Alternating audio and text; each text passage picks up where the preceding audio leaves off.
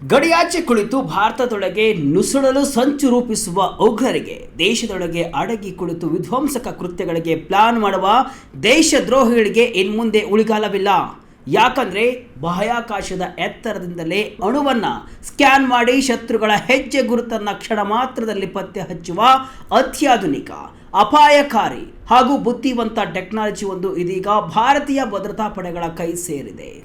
S ವೀಕ್ಷಕರೇ, ನಮ್ಮ ರಕ್ಷಣಾ ಸಂಶೋಧನೆ ಮತ್ತು ಅಭಿವೃದ್ಧಿ ಸಂಸ್ಥೆ ಅಂದರೆ DRDO ಅಭಿವೃದ್ಧಿಪಡಿಸಿರುವಂತಹ ಈ ಹೊಸ ಕೃತಕ ಬುದ್ಧಿಮತ್ತೆ ಅಥವಾ AI ಆಧಾರಿತ ಸ್ಯಾಟಲೈಟ್ ಇಮೇಜಿಂಗ್ ಸಿಸ್ಟಮ್ನ ಹೆಸರು ಪ್ರಜ್ಞಾ. ಇದು ಕೇವಲ ಒಂದು ಕ್ಯಾಮೆರಾ ಅಲ್ಲ, ಶತ್ರುಗಳ ಪಾಲಿನ ಮೃತ್ಯುಪಾಶ. ಇಷ್ಟು ದಿನ ಕೇವಲ ಹಾಲಿವುಡ್ ಸಿನಿಮಾಗಳಲ್ಲಿ ಮಾತ್ರ ನೋಡ್ತಾ ಇದ್ದಂತಹ ರಿಯಲ್ ಟೈಮ್ ಟ್ರ್ಯಾಕಿಂಗ್ ಟೆಕ್ನಾಲಜಿ ಈಗ ನಮ್ಮ ಗೃಹ ಸಚಿವಾಲಯದ ಕೈ ಸೇರಿದೆ. ಹಾಗಾದ್ರೆ ಏನಿದು ಪ್ರಜ್ಞಾ? ಇದು ಹೇಗೆ ಕೆಲಸವನ್ನ ಮಾಡುತ್ತೆ? ಇದರಿಂದ ನಮ್ಮ ದೇಶದ ಆಂತರಿಕ ಭದ್ರತೆ ಹೇಗೆ ಬಲಗೊಳ್ಳಲಿದೆ? ಡೀಟೇಲ್ ಆಗಿ ನೋಡ್ತಾ ಹೋಗೋಣ. ಮಿಸ್ ಮಾಡದೆ ವಿಡಿಯೋವನ್ನ ನೋಡಿ. ನಾನು ಶಿವಮೂರ್ತಿ ಸೊರಬ. ಭಾರತಕ್ಕೆ ಸಿಕ್ತು ಪ್ರಜ್ಞಾ AI ಸ್ಯಾಟಲೈಟ್ ಸಿಸ್ಟಮ್.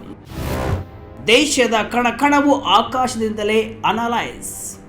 ಹೌದು, ಹೊಸ ದಿಲ್ಲಿಯ ಕರ್ತವ್ಯ ಭವನ 3ರಲ್ಲಿ ಸೋಮವಾರ ನಡೆದಂತಹ ಅತ್ಯಂತ ಮಹತ್ವದ ಕಾರ್ಯಕ್ರಮದಲ್ಲಿ DRDO ಕಾರ್ಯದರ್ಶಿ ಸಮೀರ್ ವಿ ಕಾಮತ್ ಅವರು ಈ ಪ್ರಜ್ಞಾ ಸಿಸ್ಟಮ್ ಅನ್ನ ಕೇಂದ್ರ ಗೃಹ ಕಾರ್ಯದರ್ಶಿ ಗೋವಿಂದ್ ಮೋಹನ್ ಅವರಿಗೆ ಅಧಿಕೃತವಾಗಿ ಟ್ರಾನ್ಸ್ಫರ್ ಮಾಡಿದ್ದಾರೆ.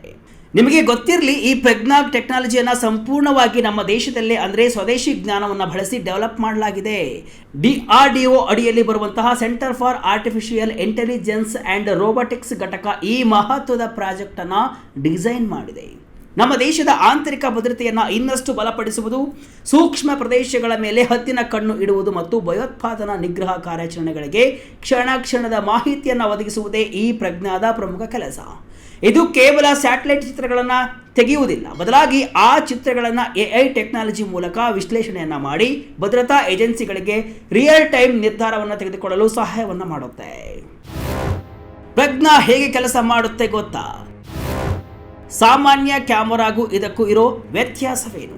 ಸಾಮಾನ್ಯವಾಗಿ ಸ್ಯಾಟಲೈಟ್ಗಳು ಮೇಲಿನಿಂದ ರಾ ಫೋಟೋಗಳನ್ನು ತೆಗೆದುಕೊಳ್ಳಿಸುತ್ತವೆ. ಆ ರಾ ಇಮೇಜ್ಗಳನ್ನು ಅಧಿಕಾರಿಗಳು ಮ್ಯಾನ್ಯುವಲ್ ಆಗಿ ಅಂದರೆ ಕಣ್ಣಿನಿಂದ ನೋಡಿ ಜೂಮ್ ಮಾಡಿ ಅದರಲ್ಲಿ ಏನಾದರೂ ಅನುಮಾನಾಸ್ಪದ ಚಟುವಟಿಕೆ ಇದೆಯಾ ಅಂತ ಹುಡುಕಬೇಕಿತ್ತು. ಇದು ತುಂಬಾ ಸಮಯವನ್ನು ತೆಗೆದುಕೊಳ್ಳುವಂತಹ ಕೆಲಸ ಆಗಿತ್ತು. ಆದರೆ ಪ್ರಜ್ಞಾ ಹಾಗಲ್ಲ. ಇದು ಕೇವಲ ಫೋಟೋ ಕಳಿಸುವ ಬದಲು ಆ ಫೋಟೋಗಳನ್ನು ತಕ್ಷಣವೇ ತನ್ನ ಕೃತಕ ಬುದ್ಧಿಮತ್ತೆ ಮಾಡೆಲ್ಗಳ ಮೂಲಕ ತಾನೇ ವಿಶ್ಲೇಷಣೆಯನ್ನು ಮಾಡುತ್ತೆ. ಗಡಿಭಾಗದಲ್ಲಿ ಅಥವಾ ಸೂಕ್ಷ್ಮ ಪ್ರದೇಶಗಳಲ್ಲಿ ಯಾರಾದರೂ ಅಡಗಿ ಕುಳಿತಿದ್ದಾರಾ? ವಾಹನಗಳ ಮೂವ್ಮೆಂಟ್ ಇದೆಯಾ? ಗುಂಪು ಗುಂಪಾಗಿ ಯಾರಾದರೂ ಸೇರಿದ್ದಾರಾ? ಮುಂತಾದ ಪ್ಯಾಟರ್ನ್ಗಳನ್ನು ಮತ್ತು ಅನುಮಾನಾಸ್ಪದ ಚಟುವಟಿಕೆಗಳನ್ನು ಸೆಕೆಂಡ್ಗಳಲ್ಲೇ ಪತ್ತೆ ಹಚ್ಚಿ ಅಲರ್ಟ್ ಕೊಡುತ್ತೆ.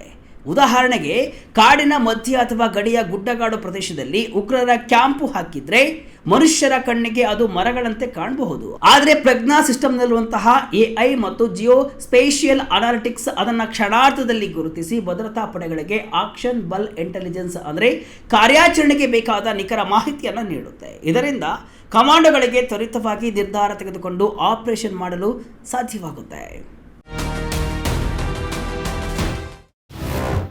ಪ್ರಜ್ಞಾ AI ಟೆಕ್ನಾಲಜಿಯ ರಹಸ್ಯಗಳೇನು? ಸೇನಾ ರೋಡ್ ಮ್ಯಾಪ್ಗೂ ಸಂಬಂಧ ಇದೆಯಾ? ವೀಕ್ಷಕರೇ, ಭದ್ರತಾ ದೃಷ್ಟಿಯಿಂದ ಪ್ರಜ್ಞಾದ ಪೂರ್ಣ ಟೆಕ್ನಿಕಲ್ ಡೀಟೇಲ್ಸ್ ಅನ್ನ ಸರ್ಕಾರ ಗೌಪ್ಯವಾಗಿ ಇಟ್ಟಿದೆ. ಇದರ ಸೆನ್ಸರ್ ಸಾಮರ್ಥ್ಯ ಎಷ್ಟು, ಕ್ಯಾಮೆರಾ ರೆಸಲ್ಯೂಷನ್ ಎಷ್ಟು, ಯಾವ ರೀತಿಯ AI ಮಾಡೆಲ್ ಬಳಸಲಾಗಿದೆ, ಡೇಟಾ ಪ್ರೊಸೆಸಿಂಗ್ ಸ್ಯಾಟಲೈಟ್ ಒಳಗೆ ಆಗುತ್ತಾ ಅಥವಾ ಗ್ರೌಂಡ್ ಸ್ಟೇಷನ್ನಲ್ಲಿ ಆಗುತ್ತಾ ಅನ್ನೋದನ್ನೆಲ್ಲ ಕೂಡ ಸಾರ್ವಜನಿಕವಾಗಿ ಬಹಿರಂಗ ಮಾಡಂಗಿಲ್ಲ. ಬಹಿರಂಗ ಮಾಡೋದು ಕೂಡ ಸರಿಯಲ್ಲ. ಆದರೆ ಒಂದು ವಿಚಾರ ಸ್ಪಷ್ಟ, ಇದೊಂದು ಕೇವಲ ಲೈವ್ ವಿಡಿಯೋ ಫೀಡ್ ಅಲ್ಲ, ಬದಲಾಗಿ ಇದೊಂದು ಅತ್ಯಾಧುನಿಕ ಸರ್ವೆಲೆನ್ಸ್ ಅನಾಲಿಟಿಕ್ಸ್ ಪ್ಲಾಟ್ಫಾರ್ಮ್ ಆಗಿದೆ. ಇನ್ನು 2040ರವರೆಗೆ ಭಾರತೀಯ ಸೇನೆಯನ್ನ ನವೀಕರಿಸಲು ಸರ್ಕಾರ 15 ವರ್ಷಗಳ ಮಿಲಿಟರಿ ಅಪ್ಗ್ರೇಡ್ ರೋಡ್ ಮ್ಯಾಪ್ ಅನ್ನು ಸಿದ್ಧಪಡಿಸಿದೆ. ಇದರಲ್ಲಿ ಹೈಪರ್ ಸಾನಿಕ್ ಕ್ಷಿಪಣಿ, ಸ್ಟೆಲ್ತ್ ಡ್ರೋನ್, ಸ್ಪೇಸ್ ವೆಪನ್ಸ್ ಸೇರಿವೆ. ಆದರೆ ಪ್ರಜ್ಞಾ ನೇರವಾಗಿ ಆ ಮಿಲಿಟರಿ ರೋಡ್ ಮ್ಯಾಪ್ಗೆ ಸೇರುವುದಿಲ್ಲ. ಯಾಕಂದ್ರೆ ಮಿಲಿಟರಿ ರೋಡ್ ಮ್ಯಾಪ್ ಭೂಸೇನೆ, ನೌಕಾಪಡೆ ಮತ್ತು ವಾಯುಪಡೆಯ ಬಾಹ್ಯ ರಕ್ಷಣೆಗೆ ಸಂಬಂಧಿಸಿದ್ದು. ಆದರೆ ಪ್ರಜ್ಞಾ ಸಂಪೂರ್ಣವಾಗಿ ಗೃಹ ಸಚಿವಾಲಯದ ಅಡಿಯಲ್ಲಿ ಕೆಲಸವನ್ನು ಮಾಡಲಿದ್ದು ದೇಶದ ಆಂತರಿಕ ಭದ್ರತೆ ಮತ್ತು ಕೌಂಟರ್ ಟೆರರಿಸಂಗೆ ಮಾತ್ರ ಸೀಮಿತವಾಗಿದೆ. ಆದರೂ ಸ್ವದೇಶಿ ತಂತ್ರಜ್ಞಾನ ಮತ್ತು AI ಬಳಕೆಯಲ್ಲಿ ಭಾರತವು ಸ್ವಾವಲಂಬನೆ ಸಾಧಿಸ್ತಾ ಇರುವುದಕ್ಕೆ ಇದು ದೊಡ್ಡ ಸಾಕ್ಷಿಯಾಗಿದೆ. ಬಟ್ ಮುಂದಿನ ದಿನಗಳಲ್ಲಿ ಇದು ರಕ್ಷಣಾ ಇಲಾಖೆಗೂ ಬಳಸುವಂತಹ ನಿರೀಕ್ಷೆ ಅಂತೂ ಇದೆ. ವಿದೇಶಿ ಸ್ಯಾಟಲೈಟ್ಗಳಿಗಿಂತ ಪ್ರಜ್ಞಾ ಹೇಗೆ ಭಿನ್ನ? ಚೀನಾ ಅಮೆರಿಕದ ತಂತ್ರಜ್ಞಾನಕ್ಕೆ ಮಸ್ತ್ ಕೌಂಟರ್. ಇನ್ನು ಪ್ರಪಂಚದ ಬೇರೆ ದೇಶಗಳಿಗೂ ಕೂಡ ನಮ್ಮ ಪ್ರಜ್ಞಾಗೂ ಏನು ವ್ಯತ್ಯಾಸ ಅಂತ ನೋಡುವುದಾದ್ರೆ, ಅಮೆರಿಕದ ಡಾರ್ಪಾ ಸಂಸ್ಥೆಯ ಬಳಿ ಅಗಾತಾ ಅನ್ನೋ ಸಿಸ್ಟಮ್ ಇದೆ. ಆದರೆ ಅದು ಬಾಹ್ಯಾಕಾಶದಲ್ಲಿರುವಂತಹ ಇತರ ಅಪಾಯಕಾರಿ ಸ್ಯಾಟಲೈಟ್ಗಳನ್ನು ಪತ್ತೆ ಹಚ್ಚಲು ಬಳಸುವಂತಹ AI ವ್ಯವಸ್ಥೆ ಆಗಿದೆ. ಇನ್ನು ಅಮೆರಿಕದ ಬಳಿ ಇರುವಂತಹ ಸ್ಕೈ ಸ್ಯಾಟ್ ಎನ್ನುವುದು ಕೂಡ ಕಮರ್ಷಿಯಲ್ ಬಳಕೆಯ ಹೈ ರೆಜುಲೇಷನ್ ಸಿಸ್ಟಮ್. ಇನ್ನು ಅಮೆರಿಕದದ್ದೇ ಆದಂತಹ ಹಾಕ್ I-360 ಎನ್ನುವುದು ಕೂಡ ರೇಡಿಯೋ ಸಿಗ್ನಲ್ ಪತ್ತೆ ಹಚ್ಚುವ ವ್ಯವಸ್ಥೆಯಾಗಿದೆ. ಇನ್ನು ನಮ್ಮ ಬದ್ಧ ವೈರಿ ಚೀನಾ ಬಳಿ ಗಾವೋಫೆನ್ 7 ಎಂಬ AI ಆಧಾರಿತ ಜಿಯೋಸ್ಪೇಷಿಯಲ್ ಸ್ಯಾಟಲೈಟ್ ಕೂಡ ಇದೆ. ಚೀನಾ ಇದನ್ನು ಮಿಲಿಟರಿ ಮತ್ತು ಗೂಢಚರ್ಯೆಗೆ ಬಳಸುತ್ತೆ. ಆದರೆ ನಮ್ಮ ಪ್ರಜ್ಞಾ ಇವುಗಳಿಗಿಂತ ಭಿನ್ನವಾಗಿದೆ. ಇದು ಕೇವಲ ಆಂತರಿಕ ಭದ್ರತೆ, ಗಡಿ ನಿರ್ವಹಣೆ ಮತ್ತು ಭಯೋತ್ಪಾದನೆ ನಿಗ್ರಹಕ್ಕಾಗಿಯೇ ವಿಶೇಷವಾಗಿ ಡಿಸೈನ್ ಮಾಡಲಾದಂತಹ ಪ್ರತ್ಯೇಕ ಸಿಸ್ಟಮ್ ಆಗಿದೆ. DRDO ನೌಕಾಪಡೆಯ ಮತ್ತೊಂದು ಸಾಧನೆ. ಸಮುದ್ರದಲ್ಲಿ ಕಂಟೈನರ್ ಡ್ರಾಪ್ ಟೆಸ್ಟ್ ಸಕ್ಸಸ್. ಒಂದೆಡೆ DRDO ಕೃತಕ ಬುದ್ಧಿಮತ್ತೆಯಲ್ಲಿ ಕಮಾಲ್ ಮಾಡ್ತಾ ಇದ್ರೆ, ಇನ್ನೊಂದು ಕಡೆ ಭಾರತೀಯ ನೌಕಾಪಡೆಯ ಜೊತೆ ಸೇರಿ ಮತ್ತೊಂದು ಭರ್ಜರಿ ಸಾಧನೆಯನ್ನ ಮಾಡಿದೆ. ಇತ್ತೀಚೆಗಷ್ಟೇ ಗೋವಾ ಕರಾವಳಿಯಲ್ಲಿ P-8 ವಿಮಾನದಿಂದ ADC-150 ಎಂಬ ಏರ್ ಡ್ರಾಪ್ಟಬಲ್ ಕಂಟೈನರ್ನ 4 ಯಶಸ್ವಿ ಪರೀಕ್ಷೆಗಳನ್ನು ನಡೆಸಲಾಗಿದೆ. ಏನಿದು ADC-150 ಅಂತೀರಾ? ನಡು ಸಮುದ್ರದಲ್ಲಿ ನಮ್ಮ ನೌಕಾಪಡೆಯ ಹಡಗುಗಳು ಏನಾದರೂ ಸಂಕಷ್ಟಕ್ಕೆ ಸಿಲುಕಿದ್ರೆ, ತೊಂದರೆಯನ್ನು ಅನುಭವಿಸ್ತಾ ಇದ್ರೆ ಅಥವಾ ತುರ್ತು ವೈದ್ಯಕೀಯ ನೆರವು ಉಪಕರಣಗಳ ಅಗತ್ಯವಿದ್ರೆ ವಿಮಾನದ ಮೂಲಕ ಆಗಸದಿಂದಲೇ 150 kg ತೂಕದ ಈ ಕಂಟೈನರ್ ಅನ್ನು ನಿಖರವಾಗಿ ಸಮುದ್ರಕ್ಕೆ ಡ್ರಾಪ್ ಮಾಡಬಹುದು. ಇದನ್ನು ಕೂಡ ನಮ್ಮ ದೇಶದಲ್ಲೇ ಡಿಸೈನ್ ಮಾಡಲಾಗಿದೆ. ವಿಶಾಖಪಟ್ಟಣಂನ NSTL ಲ್ಯಾಬ್ ಇದರ ನೇತೃತ್ವವನ್ನು ವಹಿಸಿದರೆ, ಆಗ್ರಾದ ADRDE ಪ್ಯಾರಾಚೂಟ್ ಸಿಸ್ಟಮ್ ಕೂಡ ಅಭಿವೃದ್ಧಿಪಡಿಸಿದೆ. ಬೆಂಗಳೂರಿನ ಸೆಮಿಲಾಕ್ ಇದಕ್ಕೆ ಫ್ಲೈಯಿಂಗ್ ಕ್ಲಿಯರೆನ್ಸ್ ನೀಡಿದ್ದು, ಹೈದರಾಬಾದ್ನ DRDL ಲ್ಯಾಬ್ ಟೆಕ್ನಿಕಲ್ ಸಪೋರ್ಟ್ ನೀಡಿದೆ. ಕೇವಲ ಅತಿ ಕಡಿಮೆ ಅವಧಿಯಲ್ಲಿ ಇದನ್ನು ಅಭಿವೃದ್ಧಿಪಡಿಸಲಾಗಿದ್ದು, ಸದ್ಯದಲ್ಲೇ ಇದು ಅಧಿಕೃತವಾಗಿ ಭಾರತೀಯ ನೌಕಾಪಡೆಯನ್ನು ಸೇರಲಿದೆ. ಶತ್ರುಗಳನ್ನು ಸುಟ್ಟು ಭಸ್ಮ ಮಾಡಲಿದೆ ದುರ್ಗಾ 2. ನೌಕಾಪಡೆಗೆ ಸಿಕ್ತಿದೆ 100 ಕಿಲೋವ್ಯಾಟ್ ಲೇಸರ್ ಅಸ್ತ್ರ. ವೀಕ್ಷಕರೇ, ನೌಕಾಪಡೆಗೆ ಸಂಬಂಧಿಸಿದಂತೆ DRDO ಸಾಧನೆ ಕೇವಲ ADC-150 ಕಂಟೈನರ್ಗಷ್ಟೇ ಸೀಮಿತವಾಗಿಲ್ಲ. ಇನ್ನೊಂದು ಭರ್ಜರಿ ಸುದ್ದಿ ಏನಪ್ಪಾ ಅಂದ್ರೆ, DRDO ಇದೀಗ ಬರೋಬ್ಬರಿ 100 ಕಿಲೋವ್ಯಾಟ್ ಸಾಮರ್ಥ್ಯದ ಹೈ ಪವರ್ ಲೇಸರ್ ವೆಪನ್ ಅನ್ನ ಪರೀಕ್ಷಿಸಲು ಸಜ್ಜಾಗಿದೆ. ಈ ಮಹತ್ವಾಕಾಂಕ್ಷೆಯ ಪ್ರಾಜೆಕ್ಟ್ ಹೆಸರು ದುರ್ಗಾ 2 ಅಂತ. ಭಾರತೀಯ ನೌಕಾಪಡೆಯ ಮುಂಚೂಣಿ ಯುದ್ಧ ನೌಕೆಗಳಿಗಾಗಿಯೇ ವಿಶೇಷವಾಗಿ ಈ ಡೈರೆಕ್ಟೆಡ್ ಎನರ್ಜಿ ವೆಪನ್ ಅನ್ನು ಸಿದ್ಧಪಡಿಸಲಾಗಿದೆ. ಶತ್ರು ದೇಶಗಳ ಡ್ರೋನ್ಗಳು, ಕ್ಷಿಪಣಿಗಳು ಅಥವಾ ಯಾವುದೇ ಆಕಾಶ ಮಾರ್ಗದ ಬೆದರಿಕೆಗಳು ಎದುರಾದರೆ ಈ ಲೇಸರ್ ಕಿರಣಗಳು ಕಣ್ಮುಚ್ಚಿ ತೆರೆಯೋದ್ರೊಳಗೆ ಅವುಗಳನ್ನು ಸುಟ್ಟು ಭಸ್ಮ ಮಾಡಲಿವೆ.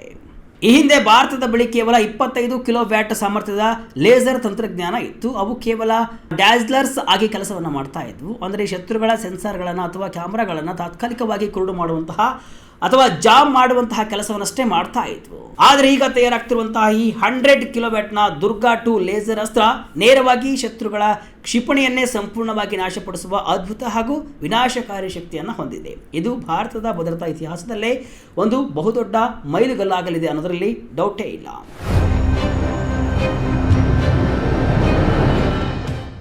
ಮತ್ತೊಂದು ವಿಡಿಯೋದಲ್ಲಿ ಏನಿದು ದುರ್ಗಾ 2 ಅನ್ನೋದನ್ನ ಬಹಳ ಡೀಟೇಲ್ ಆಗಿ ಹೇಳ್ತೀನಿ. ಅಲ್ಲಿವರೆಗೂ ಕಾಯ್ತಾ ಇರಿ. ಒಟ್ಟಿನಲ್ಲಿ ಭಾರತದ DRDO ಸಂಸ್ಥೆ ಕೇವಲ ಶಸ್ತ್ರಾಸ್ತ್ರಗಳನ್ನು ಮಾತ್ರವಲ್ಲ, ಯುದ್ಧದ ದಿಕ್ಕನ್ನೇ ಬದಲಿಸುವಂತಹ ಪ್ರಜ್ಞಾದಂತಹ AI ಟೆಕ್ನಾಲಜಿಯನ್ನು ಕೂಡ ನಮ್ಮ ದೇಶದಲ್ಲೇ ನಿರ್ಮಿಸ್ತಾ ಇರುವುದು ಕೂಡ ರಕ್ಷಣೆ ಹಾಗೂ ಭದ್ರತೆ ಕ್ಷೇತ್ರದಲ್ಲಿ ನಮ್ಮ ದೇಶ ಬೆಳೆಯುತ್ತಿರುವ ಹಾದಿಯನ್ನು ತೋರಿಸುತ್ತೆ. ತಂತ್ರಜ್ಞಾನ ಎಷ್ಟೇ ಮುಂದುವರೆದರೂ ಅದನ್ನು ಸರಿಯಾದ ರೀತಿಯಲ್ಲಿ ನಮ್ಮ ದೇಶದ ರಕ್ಷಣೆಗೆ ಹೇಗೆ ಬಳಸಿಕೊಳ್ಬೇಕು ಅನ್ನೋದನ್ನು ಭಾರತ ಇಡೀ ಜಗತ್ತಿಗೆ ತೋರಿಸಿಕೊಡ್ತಿದೆ. ಆಕಾಶದಿಂದ AI ಕಣ್ಗಾವಲು ಇಡುವಂತಹ ಪ್ರಜ್ಞಾ ಸಿಸ್ಟಮ್ನಿಂದಾಗಿ ನಮ್ಮ ಭದ್ರತಾ ಪಡೆಗಳಿಗೆ ಈಗ ಆನೆ ಬಲ ಬಂದಂತಾಗಿದೆ. ಈ ಬಗ್ಗೆ ನಿಮಗೆ ಅನಿಸ್ತು ಕಮೆಂಟ್ ಮೂಲಕ ತಿಳಿಸಿ. ಇದಿಷ್ಟು ಇವತ್ತಿನ ವಿಶೇಷ. ಇದೇ ರೀತಿಯ ಹಲವು ವಿಶ್ಲೇಷಣೆ ಮಾಹಿತಿ ಅಷ್ಟೇ ಅಲ್ಲ, ಮನೋರಂಜನೆಯ ವಿಡಿಯೋಗಳಿಗಾಗಿ ವಿಜಯ ಕರ್ನಾಟಕ ವೆಬ್ಸೈಟ್, ಫೇಸ್ಬುಕ್ ಹಾಗೂ ಯೂಟ್ಯೂಬ್ ಪೇಜನ್ನು ಫಾಲೋ ಮಾಡಿ. ಧನ್ಯವಾದಗಳು.